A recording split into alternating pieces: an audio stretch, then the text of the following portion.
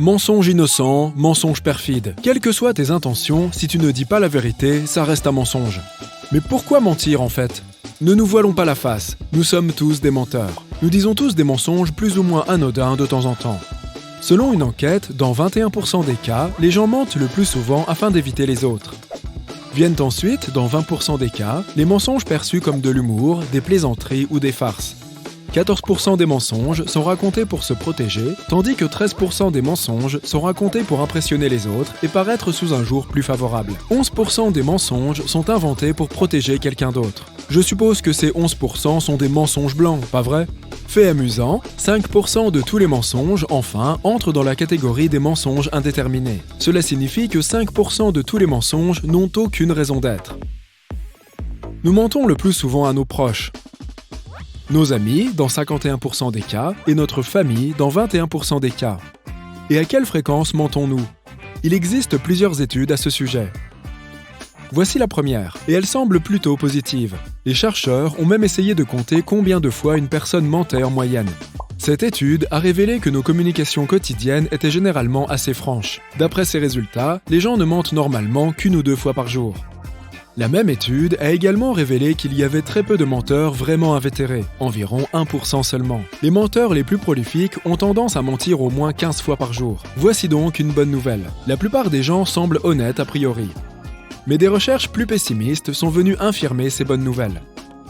Selon un psychologue de l'Université de Virginie, le mensonge est une condition de la vie.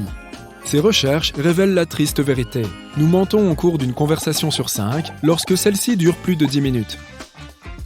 Et ce n'est pas tout, nous mentons à environ 30% des gens avec qui nous interagissons.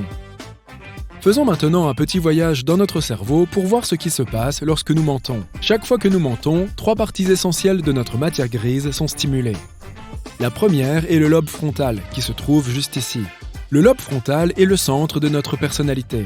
C'est la partie responsable de nos mouvements volontaires, de notre langage expressif, et il a aussi le super pouvoir de dissimuler la vérité. Pour faire simple, le lobe frontal se consacre aux activités intellectuelles.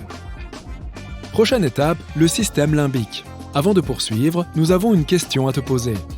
Que ressens-tu lorsque tu mens ? De la culpabilité ?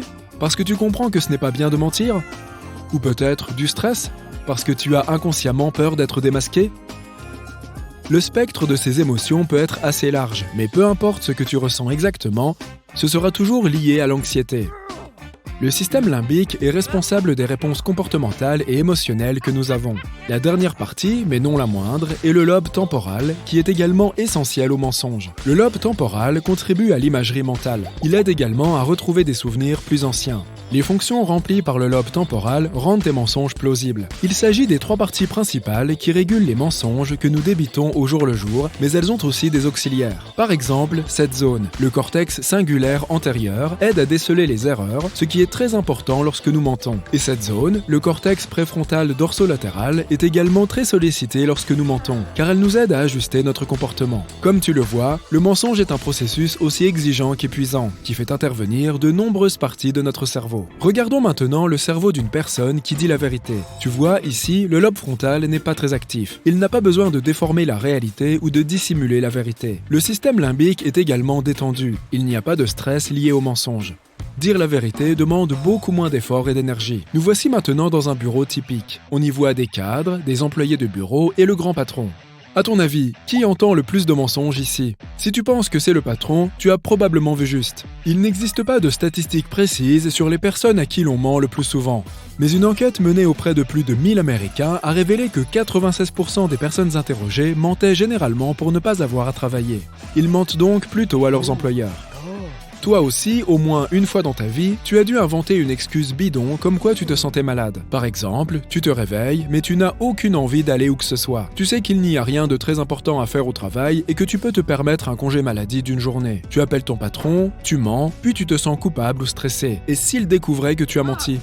Tu enclenches ton système limbique, ça tu le savais déjà. Tu as un peu peur de sortir, même si tu avais prévu d'aller faire du shopping. Et si quelqu'un te reconnaissait et allait le répéter à ton patron ? Statistiquement, les chances que ton patron sache que tu as menti sont assez minces. La même enquête a révélé que 91% des personnes qui mentaient pour échapper au boulot n'avaient jamais été prises à défaut. Mais ne compte pas trop là-dessus. Rappelle-toi qu'il y a toujours 9% des gens qui se sont fait prendre. Et n'oublie pas non plus la loi de Murphy. Tout ce qui est susceptible de mal tourner tournera mal. Et au pire moment possible, le mensonge n'est donc pas toujours la meilleure option. La plupart des mensonges sont des mensonges anodins. Même si tu mens pour échapper au travail, ce n'est pas très bien, mais ce n'est pas non plus un gros mensonge. En fait, il n'y a que 11,4% de gros mensonges. Tout le reste est plutôt innocent. Mais si quelqu'un gagne sa vie exclusivement en mentant et en trompant les autres, alors ça devient grave.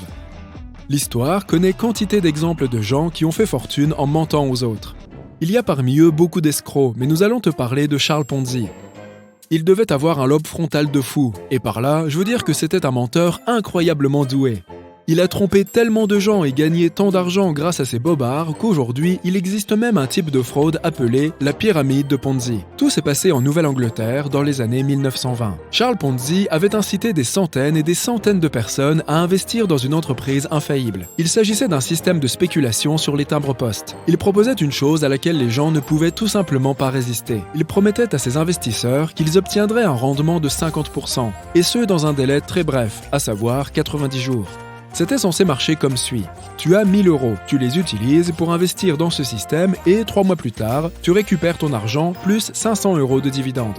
Tu n'as pas besoin de travailler, de te lever tôt ou de faire quoi que ce soit. C'est comme une plante en pot, il suffit d'attendre qu'elle fleurisse.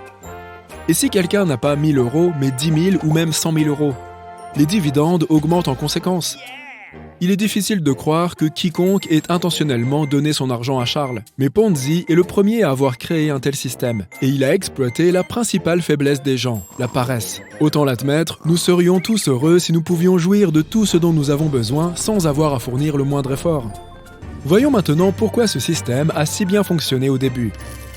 Les gens se sont passé le mot et chaque jour, de nouveaux investisseurs apportaient plus d'argent à Ponzi. Celui-ci disposait d'un délai de 90 jours, de sorte qu'au moment où il devait rembourser le premier investisseur, il disposait déjà de l'argent des nouveaux, qui devaient encore attendre pour récupérer leur argent avec ses intérêts. Au début, l'entreprise semblait donc honnête et prospère. Les investisseurs satisfaits, qui n'étaient que les premières briques de cette pyramide de mensonges et qui avaient récupéré l'argent et ses dividendes, racontaient à tout le monde leur expérience positive, ce qui donnait envie aux autres d'investir à leur tour. Charles Ponzi aurait accumulé environ 250 000 $ par jour. Et oui, cela paraît fou. N'oublie pas que nous sommes dans les années 1920 et que l'équivalent aujourd'hui serait d'environ 3 millions de dollars quotidiens. Sa combine a mal tourné, ça c'est certain, mais ce n'est que l'illustration d'un des plus grands mensonges de l'histoire. Et toi, mens-tu plutôt souvent ?